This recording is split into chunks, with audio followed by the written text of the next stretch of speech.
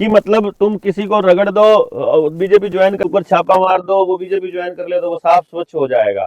वो भ्रष्टाचारी होता है पहले, और जब बीजेपी ज्वाइन कर लेता है तो ठीक हो जाता है वो था कि गधा आएगा और बीजेपी ज्वाइन करने के बाद नेता बन जाएगा।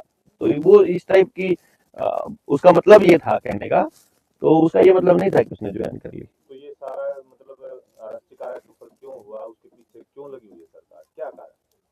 भाई पहली बात तो सरकार तो खैर इसका जवाब नहीं देगी, लेकिन आने वाले टाइम में हर्ष खारा एक अच्छा कैंडिडेट है बीजेपी के लिए, क्योंकि पुराने वाले लोगों को वो यूज एंड थ्रो का पुराना इतिहास रहा है हर पॉलिटिकल पार्टी का, और बीजेपी का खास तौर पे। तो इन्होंने जितने लोगों को भी पहले इंडिपेंडेंट कैंडिडेट्स को ही वोट दिया, मतलब टिकट दिया करती थी ये। 2014 से पहले कोई भी ऐसा, इनके वोट कहाँ आते थे, कोई पूछता ना, पूछिया नहीं पूछती थी इनको। यहाँ तो इधर तो नॉर्थ इंडिया में तो इनका कोई बिसात ही नहीं थी, और हरियाणा में तो स्पेशली कोई नहीं पूछता था। लेकिन इसने 2009 में जितने भी ऐसे कैंडिडेट देखे जो इंडिपेंडेंट खड़े हुए थे और किसी के पास 5-10 हजार, 11 हजार, 15 हजार वोट थे, उन सबको टिकट दिया था बीजेपी ने प्लान करके, कि इनको दूसरी पार्टियों ने दिया नहीं था तो पहले ही ज्वाइन करा के और टिकट कंफर्म करके उनकी दे दी, और 14 में वो सरकार में शामिल हुए। बाद में अगली बार जो इंडिपेंडेंट खड़े हुए उनको दिया। तो अब की बार खड़ा हुआ था तो बीजेपी के लिए अच्छा कैंडिडेट है, अगर वो ज्वाइन करेगा तो बीजेपी को लाभ होगा डेफिनेटली। और ज्वाइन कराने का एक ही रास्ता बचता है, या तो आप उसको किसी उसका जो कोई बिजनेस करता है उसको ठप करा दो, या उस पर छापे मरवा दो, या उसको बदनाम कर दो, उसको डिस्क्रेडिट कर दो। ये पुराना हथकंडा है बीजेपी का। आई थिंक ये ऐसे ही कर रही है। 2025 खत्म हो रहा है, 2026 का आगमन होने वाला है 5-7 दिन के अंदर। तो जनता सरकार मोर्चा का क्या प्लान रहेगा 2026 में, कुछ बड़ा ऐलान कर सकते हैं, क्या करेंगे? 2026 में हम लोग 1 जनवरी 2026 से हम दुबलदन माजरा है झज्जर डिस्ट्रिक्ट के अंदर, वहाँ अखाड़े में हम इकट्ठा हो रहे हैं मंदिर में, वहाँ दंगल है।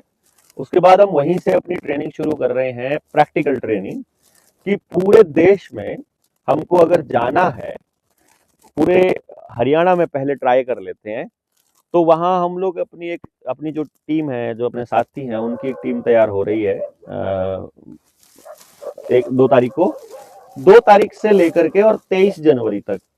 23 जनवरी को नेताजी सुभाष चंद्र बोस का जन्मदिन है, चरखी दादरी में मूर्ति का अनावरण होना है। हम आपके गांव में भी आएंगे, आप कौन से गांव से बिलोंग करते हो ये भी जरूर लिखिए, और अपना नंबर भी लिखिए ताकि आपसे टीम संपर्क कर ले। तो उन लोगों को ये बताया जाएगा कि हमारे जो जनता सरकार मोर्चा के मुद्दे हैं, जो कि जल, जंगल, जमीन और जानवर पर गांव का अधिकार, खेत खेड़ा खाप, रोटी बेटी माटी की जो व्यवस्था है उसको दुरुस्त करना, शिक्षा, स्वास्थ्य, न्याय, राजनीति, खेती और धर्म, यहाँ से पूंजीवाद का और पैसे का जो बोलबाला है और जो उसका आधिपत्य है उसको समाप्त करना, ये हमारे मुख्य उद्देश्य हैं।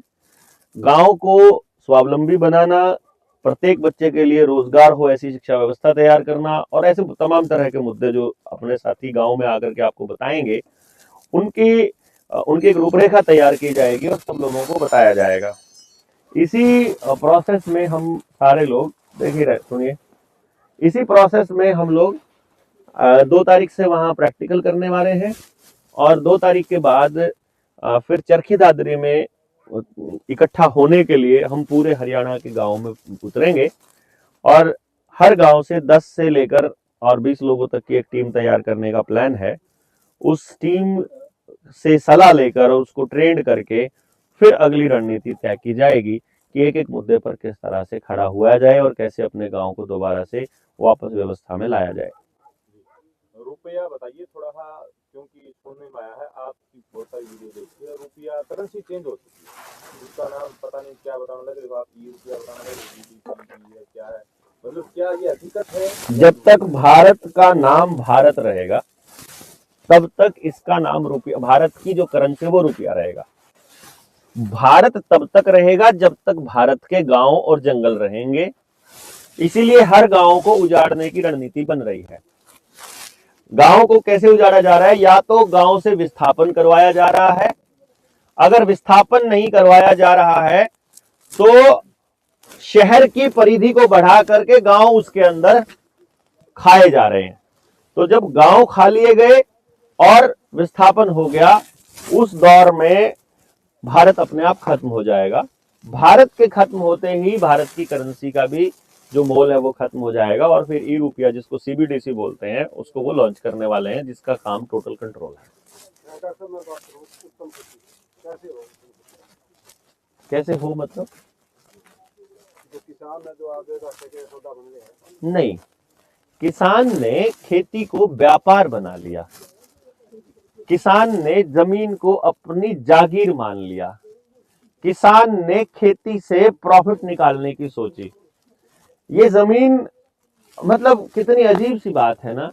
एक आदमी इस जमीन पर पैदा होता है, यहीं से खाता है, यहीं से लेता है, माँ की तरह, जैसे माँ से लेता है, और कुछ दिनों के बाद कहता है मैं मालिक हूं इसका। मतलब बच्चा माँ से दूध पी करके बड़ा होकर कहे मैं इसका मालिक हूं इस औरत का, वैसे ही जमीन से सब कुछ लेकर के कह रहा है मैं इसका मालिक हूं। वो अधिकारी कहते हैं हम तुमको बताएंगे कौन किसका मालिक है। जिस दिन समाज ये मान जाएगा कि असल में जो आपको 500 रुपया मिल रहा है किसान की अपमान निधि के नाम पर, जो आपको लड़कियों के नाम पर पैसा मिल रहा है कन्या के नाम पर, या आपका स्टाइफंड या कोई स्कॉलरशिप या कोई पेंशन मिल रही है, या 5 किलो अनाज मिल रहा है, वो एक्चुअली किसान ही तो दे रहा है। मतलब आप देखिए कितना अजीब सा काम है कि पहले खेतों में 7 काम करते थे तो काम करने वाले लोगों को किसान अपने खेत में से हिस्सा दे दिया करता था। अभी क्या कर रहा है, किसान को पहले लूटा जाता है बीज डालने पे, पैदावार के नाम पर, पेस्टिसाइड यूरिया के नाम पर, हाइब्रिड बीज के नाम पर लूटा जाता है। फिर जब उसकी फसल आ जाती है तो उसको कम कीमत देकर लूटा जाता है। फिर उसके बाद उसी को सब्सिडी देकर उसी गांव में वापस भेजा जाता है। अननेसेसरी के खर्चे उधर से घुमा के ला रहे हो यार, गांव के गांव में डिस्ट्रीब्यूट क्यों नहीं करवा रहे हो? इस बात को नहीं समझ में आ रहा है किसी को। गांव में कितने अनाज की जरूरत है, जितने किसानों का होगा वहीं के वहीं रख लेगा। इस बात को नहीं समझ पा रहे बेसिकली हम लोग। तो अल्टीमेटली क्या है, किसान को और मजदूर को, यानी इस पूरे समाज को अलग करने के लिए ही ये सारा प्रोपेगेंडा रचा गया था। जिस दिन खेती और बच्चे, यानी जमीन और बच्चे दोनों को हम लोग अपने सामूहिक मानने लग जाएंगे कि ये सबके साझले है, और इसी हिसाब से हम अपना अपना हिस्से का काम ईमानदारी से करने लगेंगे, उस दिन खेती जो है वो घाटे का सौदा नहीं रहेगी, उत्तम काम हो जाएगा और उससे हम समृद्ध होंगे।